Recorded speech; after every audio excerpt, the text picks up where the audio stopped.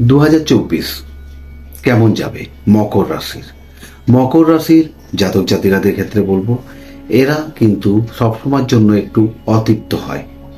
এদের কখনোই সম্পূর্ণ যেটা চাহিদা সেটা কিন্তু মিটবে না, অর্থাৎ একটু কম থেকেই যাবে।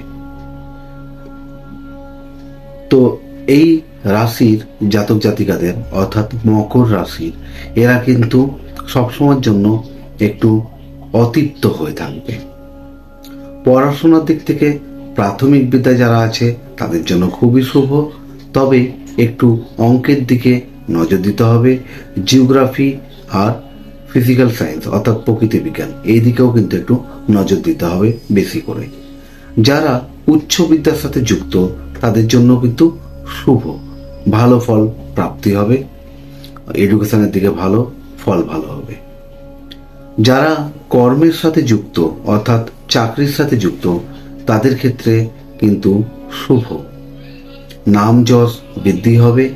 আপনার সহযোগিতা বা সহকর্মী যারা থাকবে তারা কিন্তু আপনাকে খুব ভালোভাবে সহযোগিতা করবে। আপনার কর্মে আপনার ভালো প্রমোশন যোগ আছে, তবে ওই যে বললাম যে আপনার কিন্তু তৃপ্তি লাভ হবে না তাতে, বা আপনার মন ভরবে না। যারা ব্যবসার সাথে যুক্ত তাদের জন্য শুভ, খুব ভালো হবে ব্যবসায়।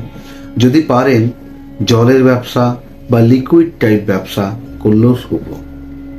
এছাড়াও কাপড়ের ব্যবসাও করতে পারেন, খুব শুভ ফল পাবেন, ভালো হবে।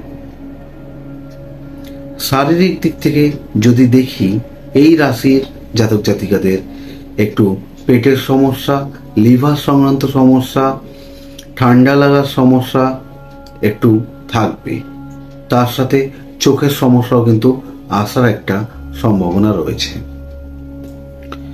মকর রাশির জাতক জাতিকাদের যদি ছোট ভাই বা বোন থাকে সেক্ষেত্রে কিন্তু শারীরিক দিক থেকে কিন্তু সমস্যা হওয়ার সম্ভাবনা থাকবে, অর্থাৎ তাদেরকে দেখে রাখতে হবে।